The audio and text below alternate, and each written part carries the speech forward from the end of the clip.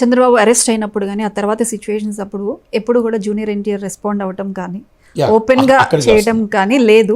ఇప్పుడు మొన్న గెలిచిన తర్వాత ఆయన ఓపెన్ గా మొత్తం అంత దారుణంగా ఒక్కరు కూడా ఆయన ఎవరు చనిపోయిన ఇండస్ట్రీలో ఎవరున్నా ఒక చిన్న బారసాలకు పిలిచిన పిల్లలు పుట్టిన పిలిచిన అంటే ఆయన నేను ఒక చీఫ్ మినిస్టర్నే కాదు, నేను సినిమా వాళ్ళకి నేను నందమూరి తారక రామారావు గారు అల్లుడిని, బాలకృష్ణ గారు పెద్ద హీరోకి నేను ఒక వియ్యంకుడిని. అంటే వాళ్ళ అమ్మాయిని నేను రామారావు గారి అమ్మాయిని నేను చేసుకున్న సినిమా ఇండస్ట్రీతో నేను సినిమాటోగ్రఫీ మినిస్టర్గా నాకు అవినాభావ సంబంధం ఉంది. అందుకే అందరితో పాటు నాకు ఇండస్ట్రీకి ఏం కావాలో నేను ఏది కావాలంటే అది ఇస్తాను అన్న ఒక ఆలోచనతోనే ఉండేవాడు తప్ప ఏ రోజు కూడా ఎప్పుడు ఎవరితో ఉండేవాడు కాదు. అలా అంటే ఆయనకి ఎప్పుడు కూడా తెలియదు, ఇప్పుడు రివెంజ్లు తీర్చుకోవడం తెలియదు ఆయనకి. పనిలో పడిపోతే పనే చేస్తాడు తప్ప ఇంకొకటి తెలియదు. అంటే ఇవన్నీ నేను ఎందుకు చెప్తాను, నేను అపోజిషన్ ఉండి నేను చూసిన వ్యక్తిగా చెప్తాను. నేను కేసీఆర్ గారిని 35-40 years నుంచి మీరు ఇండస్ట్రీలో ఉన్నారు సార్. 2014 వరకు కూడా చంద్రబాబు హయాంలో ముఖ్యంగా తెలుగు ఫిలిం ఇండస్ట్రీకి ఆ సపోర్ట్ కానీ గవర్నమెంట్ నుంచి వచ్చే ఏదైతే ఉందో సపోర్ట్ కావచ్చు లేదంటే బెనిఫిట్స్ కావచ్చు అప్పుడు ఎలా ఉండేది, తర్వాత మీరు జగన్మోహన్ రెడ్డి గారు వచ్చిన తర్వాత ఎలా ఉంది? దానికి దీనికి చాలా డిఫరెన్స్, అసలు ఉందా? అసలు డిఫరెన్స్ చాలా డిఫరెన్స్. అంటే విలువలు చంద్రబాబుతోనే పోయి జగన్మోహన్ రెడ్డి గారు వచ్చిన తర్వాత ఆయన ముందు ఎవరో కూర్చోకూడదు, ఆయన ముందు ఎవరో టీ తాగకూడదు, ఆయన ముందు ఎవరు కూడా మాట్లాడకూడదు. ఆయన మాట్లాడిందే మనం వినాలి, ఆయన చెప్పిందే మనం వినాలి. మనం ఏమైనా మాట్లాడితే మళ్ళీ దానికి తప్పు పడతాం. ఓకే, ఆ వ్యక్తిని మళ్ళీ దూరం పెడతాయి. ఇప్పుడు ఇలా సెట్ ఉంది, ఇప్పుడు ఉండకూడదు, ఇక్కడ దాకా ఉండాలి, ఇక్కడ దాకా ఉండాలి, ఇలాగ ఉండాలి, ఇలాగ కూడా ఉండకూడదు. అంటే it's the different is man. అంటే సైకోయిజం అంటారు దాన్ని, సైకోయిజం. ఆనందం అంటారు, ఆనందం అంటే ఏంటంటే ఎదుటివాడిని ఆ ఎదుటివాడు బాధపడుతుంటే నవ్వుతూ ఉంటాడు. అది ఆ నవ్వు అంటే అదొక సైకో నవ్వు మాట. అంటే అలాంటి వ్యక్తి ఎక్కడ చూడలేదు.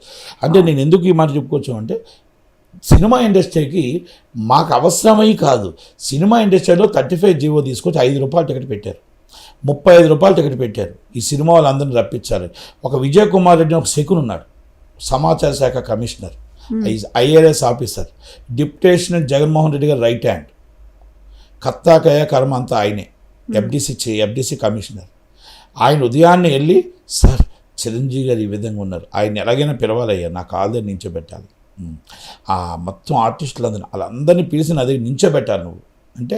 దానికి ఈయన మామూలుగా ఏమన్నదంటే ఒక దళారి వ్యవహారం చేశాడు. అంటే దళారి వ్యవహారం అంటే మా ఇండస్ట్రీ వీక్నెస్ని చూసి, మా ఇండస్ట్రీ చిరంజీవి గారి పాపం ఆయనకి ఏంటంటే ఇండస్ట్రీ బాగుండాలి, ఇండస్ట్రీ మీద 10 మంది బాగుండాలి, ఇండస్ట్రీ ఎక్కడ కూడా ఇబ్బంది పడకూడదని ఆయన మన ముందుకు వచ్చి మా ఇండస్ట్రీ రేట్లు ₹5 ₹10 అంటే రావు సార్, మరీ చిన్న సినిమాలు కూడా బతకాలి, పెద్ద సినిమాలు బతకాలి, అన్ని సినిమాలు బతకాలి అని చెప్పి ఆయన రావడం, ఇంతమంది హీరోలు తీసుకురమ్మండు ఆయన అందరూ తీసుకొస్తే భోజనం లేకుండా 1/2 కిలోమీటర్ నడిపించి 2:30 దాకా ఒక సైకో నవ్వుతారు కదా, అలా నవ్వి ఆయన పాపం దండం పెట్టి మా ఇండస్ట్రీని కాపాడండి సార్ అంటే ముందుకొచ్చి ఇలా నించొని మా ఎందుకు కాపాడండి, ఆ వీడియో తీసి ఇంకో సైకో పోసాని కృష్ణమూర్తి బయటకు వదులుతాడు.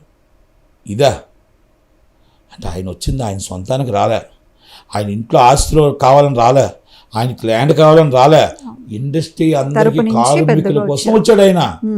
అది తప్పు కదా, ఎంత తప్పు అండి అది. అలాంటి పాలన చేశారు జగన్మోహన్ రెడ్డి గారు. దాని తర్వాత కోర్టు కేసు కొట్టేసింది, ఒక జీవో ఇచ్చారు. ఆ జీవోలో కూడా ఓకే, పెద్ద సినిమా చిన్న సినిమా ఏదో బతుకుతూ ఉన్నాం, నిలబడుతూ ఉన్నాం, ఇండస్ట్రీకి మంచి మాకు ఏమీ లాభాలు లేవు ఆయన వల్ల. దానికంటే ఇంకో సైకో FDC చైర్మన్ వచ్చాడు. ఆయన ఏ రోజు మా ఇండస్ట్రీని పట్టించుకోవడానికి లేదు, తిట్టడానికే పెట్టుకున్నాడు. పవన్ కళ్యాణ్ గారు అమ్మని తిడతాడు.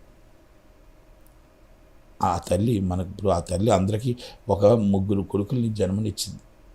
ఈరోజు మన సినిమా ఇండస్ట్రీ కలమ్మ తల్లికి 3 కొడుకులు ఇచ్చింది ఆమె. ఆ మహాతల్లిని తిడతాడు, అలాగే ఫ్యామిలీస్ని తిడతాడు. ఇది కరెక్టా? అంటే మెయిన్గా పర్సనల్ టార్గెటింగ్ కరెక్ట్ కాదు కదా ఇది.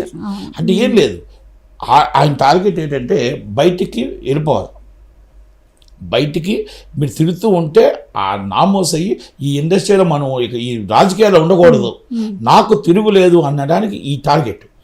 అంటే ఫ్యామిలీస్ని ఎప్పుడైతే తిట్టామో ఆ ఫ్యామిలీని తిట్టేటప్పుడు ఈయన అవమానంతో బయటికి వెళ్ళిపోవాలి. రాజకీయం నాకు వద్దు, రెచ్చుకుంటారు, ఇవన్నీ మనకెందుకు? రెచ్చుకుంటారు.